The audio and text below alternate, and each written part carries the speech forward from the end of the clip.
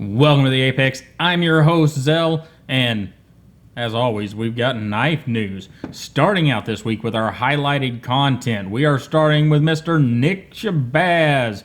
Just off a big old move halfway across the country, Nick brings us the Wilson Combat Les George Eagle. Now, why would I highlight a Nick Shabazz video? I mean, we all know what we're going to get. There's a bunch of you love to watch his stuff. No need to highlight his stuff. Well, in this case, there is. Doesn't really have anything to do with the specific knife that he's looking at. I just wanted to bring to your attention, my viewers, that Wilson Combat does have contracts with a handful of mid-tier and higher-end knife makers to make knives specific to Wilson Combat, and they are some pretty cool knives. You will find some Chris Reeve knives over there and others, so it's worth your time to Google up Wilson Combat and check out their selection of knives if you've been looking for something in that middle higher end that's maybe a little bit different and not something you can buy at Knife Center or Blade HQ. So that's why we're highlighting Mr. Shabazz this week, and yeah, he does a good video. And on to the blog and print world. From the Kershaw Blog, we have the history of Kershaw from 1974 to 1979. That was a pivotal time in Kershaw's history. They lay it out fairly good here.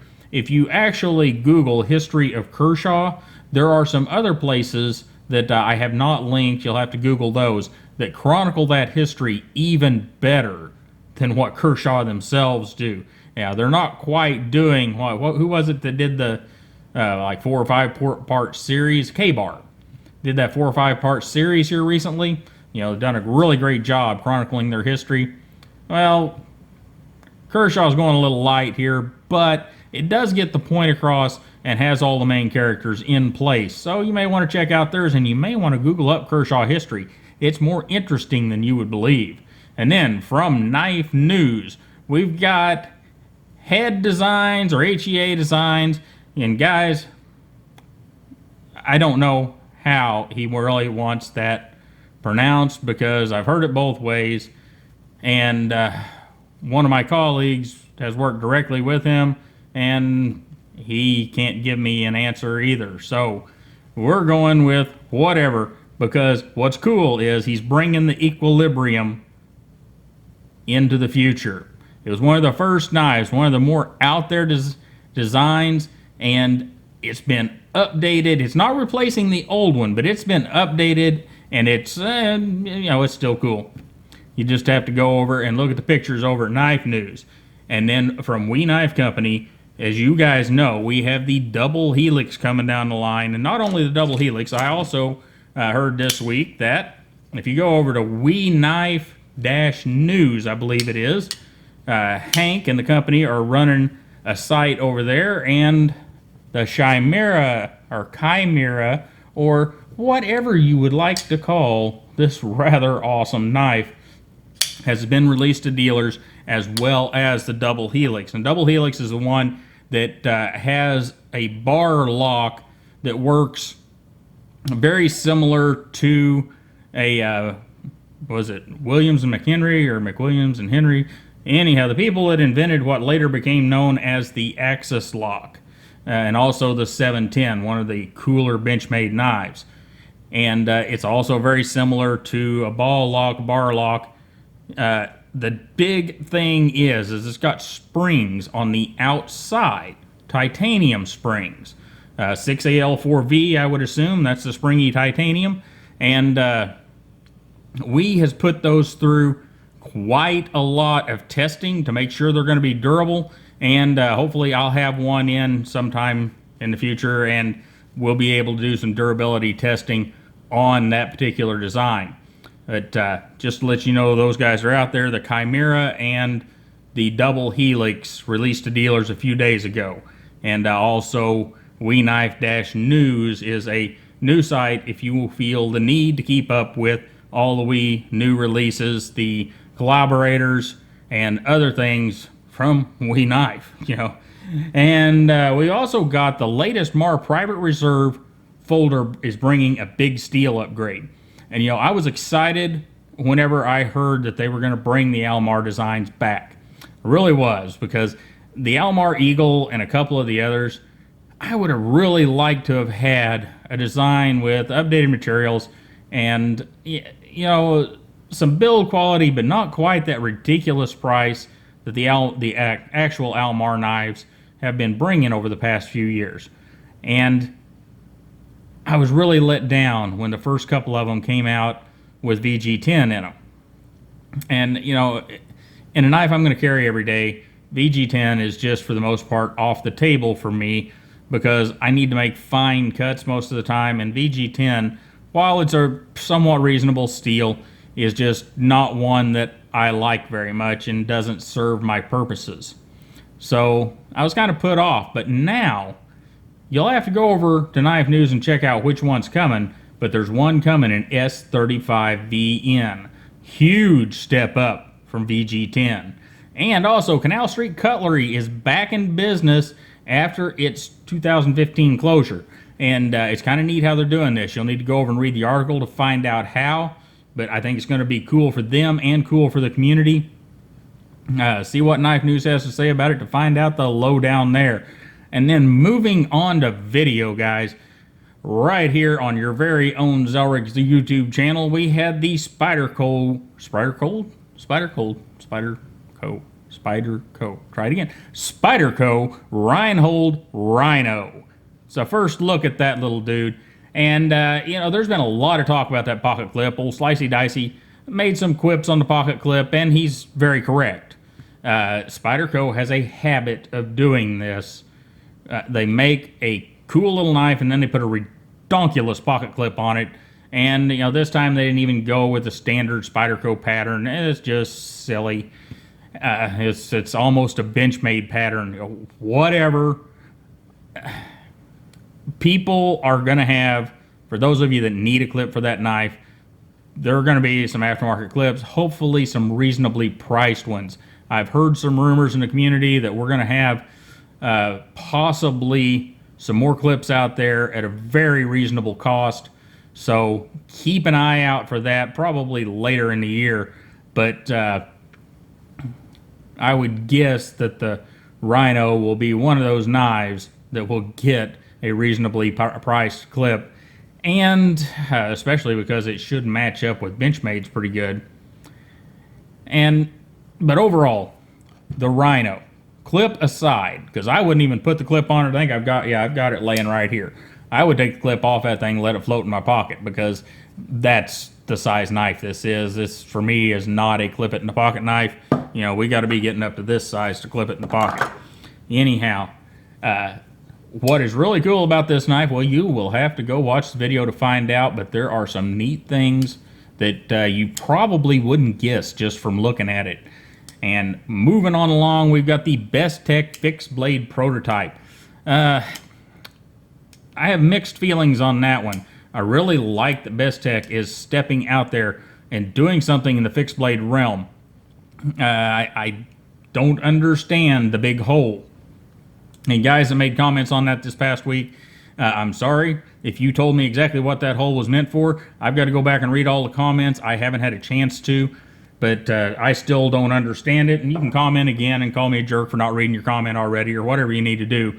But it's still got a really nice blade shape to it. And with the exception of the big old hole in the middle of the handle, a very comfortable handle. Very nice. And, you know, we had one more Bestech this week. It was the Bestech Skyhawk, soaring to new heights. And that knife is a very, very good offering if you like the somewhat Art Deco-ish style. The blade shape, beautiful. And if you want to know more, go watch my video, guys. You know, I really appreciate it when you do that. Anyhow, Slicey Dicey brings us the We Knife Company Yucha, one of my favorites so far this year. And he also has a Kizer Theta. And that's one of the Elijah Isham designs. If you've been following Elijah, that is probably, of a full-size knife, that's probably the tamest of his designs and should be a really, really good user knife. I didn't pick one up because I've got some things that I've got to get advanced around here, and another $200 or $300 knife just really isn't in the cards. But still, very cool knife, and at some point I'll probably own one. And another reason I didn't go ahead and get one is because this one's coming out through Kizer, and I have thoughts on Kizer, and I'll hold them to myself for now. But one good thing about Kizer is 6 months from now, if I want to buy a Theta, I'll be able to buy one. Where if it was a Wii or a Bestech or a Riot, the chances of being able to buy whatever knife is on the market right now 6 months from now, not so good. Those companies make you have to make decisions faster, which is not a bad thing. It's just the way that they run through their knives. And if this would come out through Wii or Riot, I might have conceded some. But since it came out through Kizer, and I know I'll be able to get one in 4 or 5 months or whenever it's right time for me to pick one up, well, there you go. I'll pick one up then. And that'll give me a chance to actually watch other people's reviews. How about that for a change? And also, we have the Tuyaknife NV. Full review from Slicey Dicey. And I had a video on that 2 or 3 weeks ago. And Slicey's got his, Staz's got one, and there are several other NV videos. If you're interested in that knife, I believe if you go back to last week's Apex, that there are 2 or 3 videos listed there, and there may be some in the week before. I'm not sure. Very cool knife, very well built knife, and designed by Dave, our Tuyaknife rep. He designed and brought that knife to life through the company he's working with, and that's just a cool thing. And if you go over to Dave Warren's EDC or Warren EDC, I think that knife is about $220, which, if you like it, there's only 100 in this run, and I don't think they're going to do the same color again. And, well, you know how it works, guys. And then Staza 23 has the Kershaw Natrix with CF and KVT. Once again, thank you, Staza, for reviewing that knife so I don't have to, because I'm waiting for the other two. And hopefully they'll be out soon. But if you want to know about the CF and KVT version, Staza has you covered. And he also has the Pena X Series Lanny's clip. Finally, a Pena that's accessible to the masses. Okay, moving on along. Zelrick, an Ada Gear and Outdoors. We got another fashion or function mirror edge on 3V steel. And, well, you just have to go see what happened, won't you? Because I ain't going to tell you. And Love Them Knives brings us the Reich Thor 6. And that's all I'm going to say about that, because you just got to go watch that video to see the machining on that Thor knife. Guys, if there is one company that is above the rest in machining ability, now I'm not saying that you love their knives or that their knives are the prettiest on the planet, because obviously, as you can see, I at one time I owned a Hummingbird, but Susie took that one. I'm not saying they make the prettiest knives out there, but as far as time spent, intricate milling, and things that are a challenge, Reich is stepping up to the plate big time, especially in this Thor series. And they have the M1 and the M2 coming. Those knives are no slouch either when it comes to the milling. And, for milling intricacy, the only other thing I've seen that comes close is the Eschaton. And I would have to lay them both, lay a Thor knife and an Eschaton in front of me and really, really do some close looking to pull a winner between the two. But the difference is Reich, and they also price them this way, but Reich does this with not every knife, but many knives that come out of there. They have some, it's just cool. Go check out what Love Them Knives got to say about it. But most of all, this is one of those, and Love Them Knives, love you, man. But this is one of those videos where you can turn the sound off and just watch the knife because of all of the milling and the beauty that goes into that milling. And I said beauty, didn't I? I shouldn't have said that, because not everybody's going to think it's a beautiful knife. I think it's beautiful because of the intricacy of the milling, but as you can see, I don't own one, so it's not something that I want to carry. But, it's getting complicated up in here, guys. We're going to move along to Dr. Frunky. Dr. Frunky brings us the Peter Rossetti Snafu. It's the 2.0 version, and this is the knife consult. And he says, don't call it a snafu. Frunky, that was bad. Yeah, that was bad. But he redeemed himself because he has the Riote Jack versus the Wee Tai Chi knife comparison. Best Chinese integral showdown. And now, here are the two companies that can match Reich in milling prowess. And one of the major places that these two companies match Reich and anybody else on the planet is in precision milling. I have had a jack in my hand, the Riot Jack, guys. And I have a Tai Chi here. Those two knives, friends and neighbors, are superbly built. There are going to be, I'm sure, one or two that leak through that have a little problem here or there. But, wow. The integrals from Wii are so well done, it's just amazing. And the integrals from Riot are so well done, it's just amazing. And you'll have to go see what Dr. Frunky has to say about it. And he also has a knife consult for that Riot Jack. It's an amazing knife. The only reason I did not get one at Blade Show, because that jack is a big, big knife. Reminds me of that song Big John, for those of you who know what that is. But anyhow, moving on along, EDC Gear Reviews this week has a trio. He starts out with the Tuyaknife SNS. That's the Sunday night special, guys. Because, if it was a Saturday night special, well, we all know what a Saturday night special is. And he also has the Wee Knives Yucha overview. And you guys know how I feel about that one. And then he has the Kershaw Sinkovich Concierge. There are lots of different ways to pronounce that one too, and I'm sure you guys will tell me what your favorite way to pronounce it is down in the comments, and probably tell me how dictionary.com says to pronounce it too.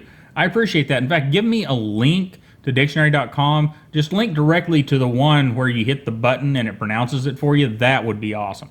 Thank you. And Blade Banter from Blade HQ. Wow, I blew that one. Blade Banter has the Blade HQ exclusive CRKT pillar in G10 versus the newer pillar in carbon fiber, also from Blade HQ in their exclusive line. If you like the pillar, you want to go watch that. That's some pillar porn. And Jeff Jewell brings us a quick look at the ProTech/Boger Burnley Quakin Auto. That Burnley's Quakin, pretty freaking cool. And Blade Center brings us the Wee Knives 807A Vaquita. And, that, it wins on cute factor, hands down. But it's also a really useful little knife. There are a couple things I would change about it, but wow, NM Blade Works has done a heck of a job. And JT's Knife Life brings us the Wee Practic, a quality knife that makes Wii more accessible. See, he took the safe route. I said EDC for the masses. He says more accessible. So he's being safe. He's insulating himself from all the comments I got, which is a smart thing. Good job, JT. Because, I just opened the floodgates up for all the haters. They did a pretty good job, too. And Nasty Renegade has the CRKT pillar, and he says, my take on this famed knife. And, kind of is a famed knife. Yes, Bravones did a heck of a job designing that guy. And guys, that is it for this week at the Apex. And you guys know the drill. We've got the Apex podcast. We've got over on the apex.com. That's where we keep the show notes for the Apex. And that's where all the linky goodness is. It'll be down in the description as well, but it's always much cleaner and easier to read. You can see directly see the highlighted content over there. And you guys have a wonderful day. Don't forget to like, share, and subscribe. And I will see you next time.